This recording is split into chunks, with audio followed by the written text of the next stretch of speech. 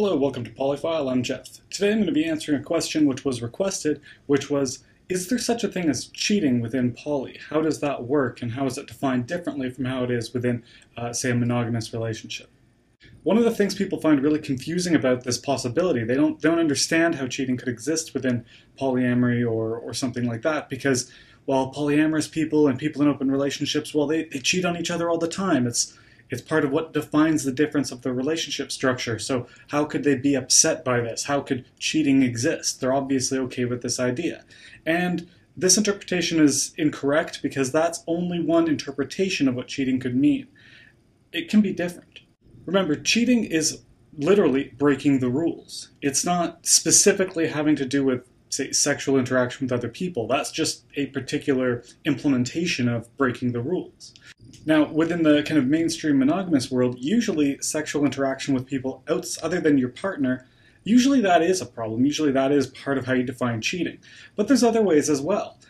Remember, even within the monogamous world, this is a poorly defined concept. The only difference is they tend not to talk about its details as much, and they correspondingly become a little bit surprised when they realize they don't agree on it. One example of this is some people actually will become insecure when their significant other spends time with close friends of the opposite sex, because to them they perceive that as a threat. This person is close to them.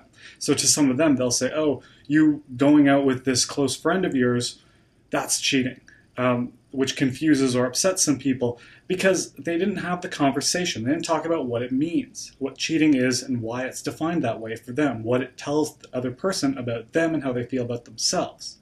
Within polyamory, this ends up, or even open relationships, this ends up being a much more kind of loosely defined concept. You really have to talk to the people involved to know what it means. Now, I'll give you sort of some examples of ways I've frequently heard this defined, because I think that would explain kind of the breadth and depth of where this can go. One example within open relationships that I remember hearing years ago, which I thought was a very, very concise way of putting this, was it may not be cheating for you to have sex with someone you're interested in, but it might be cheating for you to hold hands with them while in line for coffee the next morning. And this is because a lot of those relationships are based around the idea of the relationship being the only one of emotionally relevant bonding. So this means that you're doing something which is emotionally relevant in terms of a sort of closeness like that, like holding hands with someone, because that's how that works for a lot of people. That would be something which constitutes cheating. You having sex with them, no, that's just harmless fun. So that's one way that they can define this differently.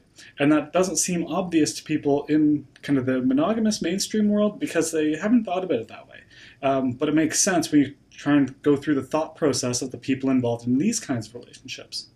In the polyamorous world, you do run into also definitions of cheating, but because there's far fewer assumptions about what the relationship means and how it's structured, that really it's hard to make any sort of generalizations about, oh, this is a common thing you're going to hear, because really you have to talk to everyone involved to see how every relationship actually works, to see what their rules are.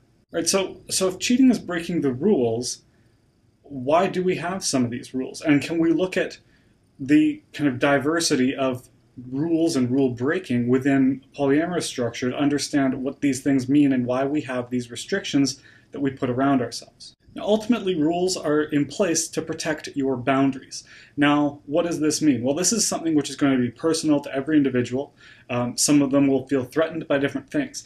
They might feel their relationships are threatened, which is common in a lot of monogamous arrangements, and how they define their rules in those situations, the kind of implicit rules of the culture. But also sometimes it's about your own health and safety. So, for example, one of the common rules that you'd see in a lot of, say, polyamorous environments, and this is not even all that common, it's just one that you hear a lot, is they might say, okay, you can only ever have protected sex, and you have to tell me immediately if there's some sort of accident or something. This is a common one because it's not based around that person's insecurities. This is based around a biological safety imperative. It's, no, I need to know what my own threat assessment for my own body is. This is important, and if you violate this, that is cheating. Now, what their response to that is going to depend on the person, the context, all kinds of things. But this is something which is a way that a lot of people would define cheating because of a boundary that it violates around them. But this isn't a boundary that's emotional or cultural. It's a boundary that defines their own physical being. Another common boundary idea is that of general sort of emotional or relationship insecurity issues. Now, this is something that is different for every person, and it's also different for every person over time. So rules of this nature within a polyamorous context tend to change as the relationships and people evolve. This often means that sometimes people will talk about the rules their relationship has, and then you talk to them 6 months later, and there might be fewer rules or different rules because they've outgrown certain insecurities, they came to terms with a few different ideas, and they realized a few things that actually scare them. So this can change over time. An example of sort of these emotional insecurities, someone might say something like, I don't want you to go to our favorite restaurant with your new significant other, because to them that's some sort of sacred place, and they don't want that to be violated by someone else being introduced to that. Now, this is, of course, part of the problem of, our relationship has to be special and unique, and it's very, very fragile to external interaction, so a lot of restrictions like this tend to go away over time. But for a lot of people within those situations, it is very, very important that that be maintained. So you often see this kind of rule put in place, at least early on when people are first getting their kind of dipping their toes into the idea. Sometimes you also see other kinds of rules related to that, which often these are things which you'll see most of right around the time someone's trying to sort of ease an existing relationship into a polyamorous structure.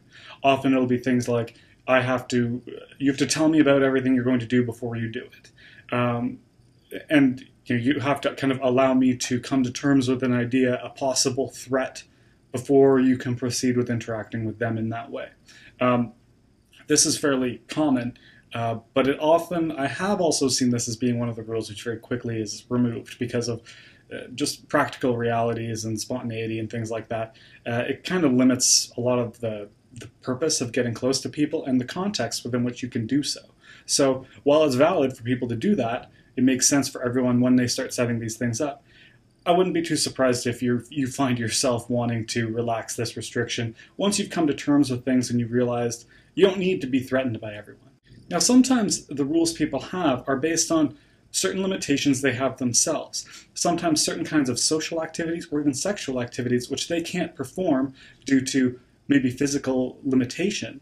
They might not want you to perform with other people because they feel threatened implicitly because of a limitation they see within themselves. And they always feel bad about that. And knowing that you could experience that with someone else would make them feel inferior in some way. Now, this as well is a limitation which, as much as I've heard it described sometimes, it does frequently seem to be one which people sort of outgrow over time also. Now, this isn't saying you have to or you will. It's just that once people start realizing they don't need to be as threatened by the people around them, that things are actually okay, that the people who care about them actually care about them, then they start to relax a lot. A lot of the rules go away because they realize they're not under constant threat. Things are actually pretty fine. And they come to terms with that and they kind of relax these boundaries as they realize they can. Now, note, you don't have to, and you should not expect someone to. The boundaries someone puts in place might be there for a very good reason, and they might be there forever. You can't ever expect that, you'll come around, you'll outgrow this concern you have. No, that's a terrible way of looking at things, and it's a very, very disrespectful approach to take for very obvious reasons. So you can never assume that these things are going to change or expect them to. Just if they do change, you don't need to be surprised. So how do you actually figure out what these boundaries are? Why do rules get put in place, and how? And what can you use to sort of help get yourself away from boundaries or rules you have, which you actually find are kind of getting in the way of things you or your partners want to do or want to experience? Well, you have to first start thinking through what they are and why they're there. This is not going to be quick, it's not going to be easy, but you do have to realize that things aren't just fixed as they are. All your rules, all your insecurities, all your boundaries, they're all there for a reason. Trying to understand what that is without just saying, that's how I am, that's just me. Like, no, you're not just who you are. Who you are is actually defined in terms of something inside you. So obviously there's a reason why this is. You don't need to change this. Maybe you just want to understand why you are that way, why you are fearing certain ideas, why certain things threaten you when they don't seem to threaten other people. You don't need to want to change them. Maybe you just want to know. And so this kind of requires digging past all the labels and the broad emotional concepts to get down to the core of, wait, why do I actually feel this way? When did I first start feeling this way? Do I think it's a good thing? Does it actually protect me, or does it actually limit me? Because remember, not all of our emotions are there to protect us. Some of them are just baggage we carry. Some of them are things which kind of gnaw on the back of our minds and keep us from new experiences. They keep us from growing up or evolving. Some are good, some are bad. You actually have to figure this out for yourself. There is no one answer. So I hope that kind of cleared things up and gave a bit more of a perspective on what cheating can mean within different kinds of relationships, why rules are there at all, what boundaries you might have and why those could be there, and also ways you can look at it yourself in terms of trying to kind of get past them or at least understand them better for yourself. Because remember, you don't need to change things. There's nothing better about having more or fewer boundaries or rules. It's all what you want. Just make sure you understand why you want it and that it is actually what you want, not something you're just comfortable with because you stopped thinking about it, or something which was forced upon you from outside that you didn't even realize. So thanks for watching, and leave a comment if you have any other suggestions. Thanks.